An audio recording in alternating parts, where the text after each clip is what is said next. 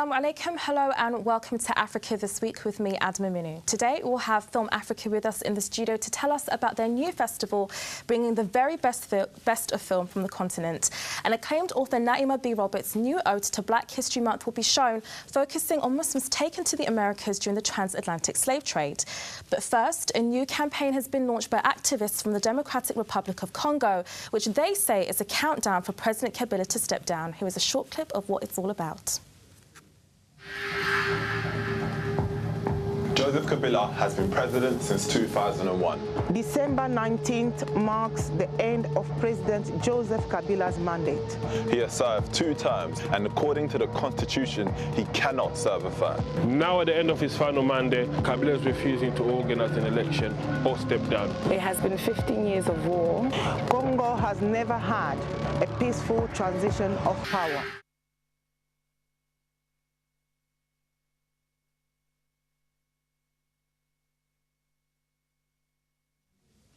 Now, to tell us more about this campaign, we have JJ Bola and Vava Simpson from Save the Congo here with us. And you can join in the conversation throughout the show by tweeting your comments to Africa on IC or with the hashtag Africa This Week IC. Welcome to the show, gentlemen. Thank you for joining us. Thank you. If I could start with you, Vava.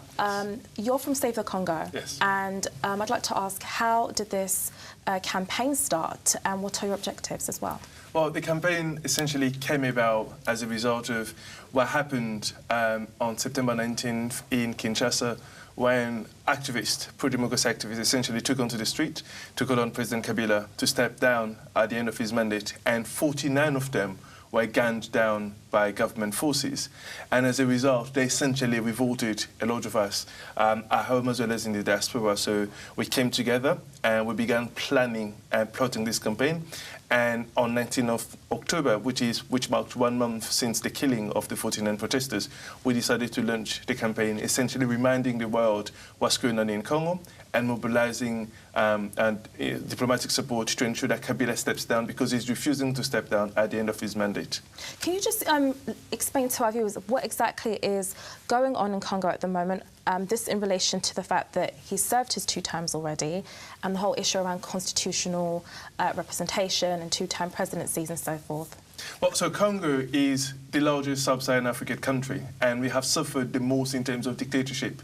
Some of the viewers would remember that we spent 32 years of the 20th century under Mobutu's dictatorial regime. So one of the things that we did when, over the past 10 years was to create a new constitution, and in that constitution we said it clearly that a president can only serve 2 terms, and those terms are 5 years a term, and at the end of those 2 terms a president has to step down to respect the constitutions.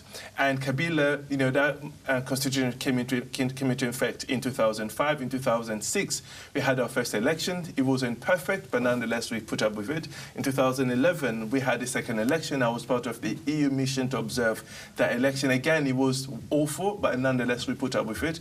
And Kabila was supposed to be stepping down at the end of his mandate on December 19th, but he's been refusing, essentially trying to do everything in his power to cling on to power. And that's the situation we have politically. What do you think this says, JJ, about democracy and the fight for democracy on the continent? Well, I think one of the issues regarding democracy, particularly in Africa, is this emphasis of allowing an African government to function democratically. Yeah. And we have a clear example of how we can implement democracy to its full extent in this situation. However, it's not really being discussed in the international circles in the way it should. So for us, it's really about protecting the constitution so that we can allow democracy to function, not just now, but also in the many years to come in the future. I mean, a lot of commentators, including yourself, have come out to say that Kabila definitely wants to continue beyond his term limit in December. Just to give our viewers a bit more context as well, he himself said in 2007, "I have given my word of honour in promulgating this constitution that I would not touch it, power wears you out. You have to know when to step down. And his Minister of Communication in 2014, Lambert Mende, says, I will repeat what President Kabila told us. In 2016, there will be a civilized passing of the torch between an incoming and outgoing president. What do you say to that? I'd like to start with you, Baba. Well, essentially, I mean, that was the hope. We all hoped that he would essentially cling and stay true to those words, but he has not, because September 19th was the day the Constitution says that the government should call the new election, and it hasn't. And before that September 19th, what we have seen in the months leading up to that September 19th was a huge crackdown, the arrest and killing of pro-democracy protesters, opposition figures, journalists, and the exiling of many people. So he has been doing everything to silence every single voice on the ground that are calling on him to step down. And what we have seen after that September 19th essentially was his true nature, that he wants to remain in power as a life president, and that we cannot accept. I mean, we've had so many other situations like this in Rwanda, discussions around Rwanda, Burundi as well. And a lot of people know, in the case of Kagame, for example, that he's been a fantastic leader in terms of leading his people out of the skirmishes of the Rwandan genocide, which was very, very unfortunate, of course. Do you think that his wanting to stay has anything to do with any of the plans that he has for the DRC and promoting stability? What is his achievement to stay on? Well, one of the things with democracy is to actually listen to what the people are saying. Now, with regards to Rwanda, which is a completely different scenario, right?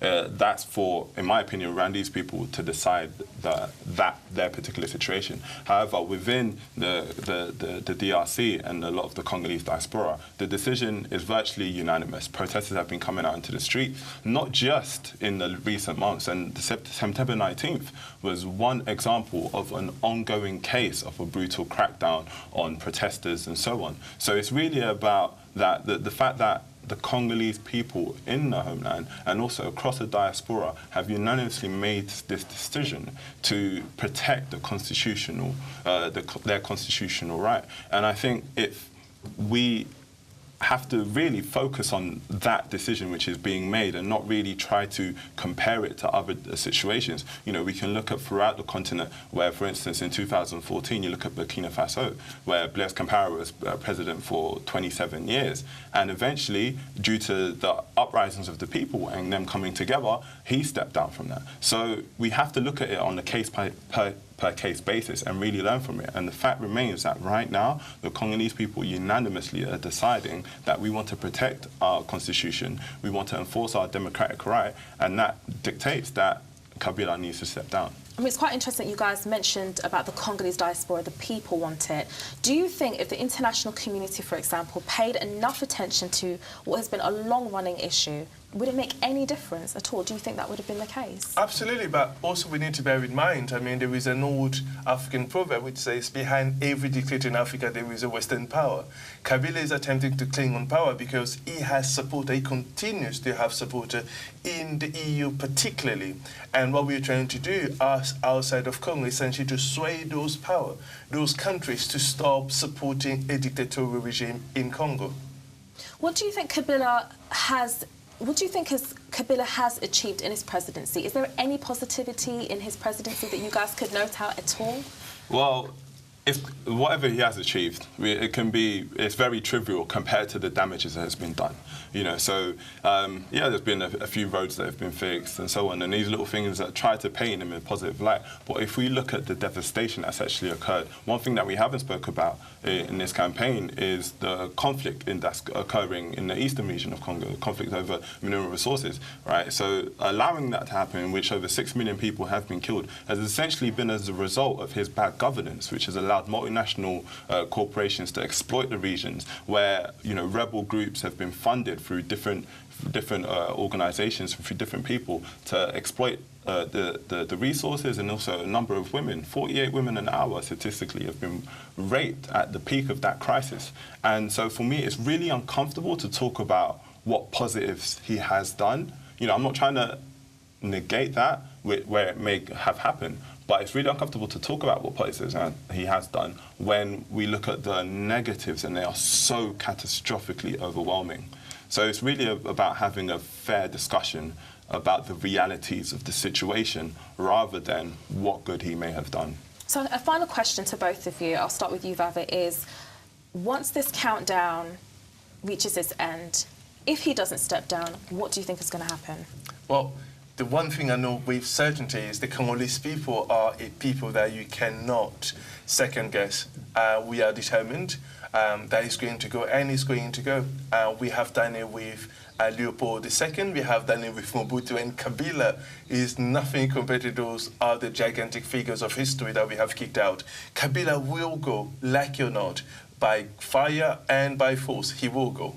And the same question to you? Well, we have to be really careful with how we approach this, and potentially we are on the onset of seeing a huge political turmoil that could potentially break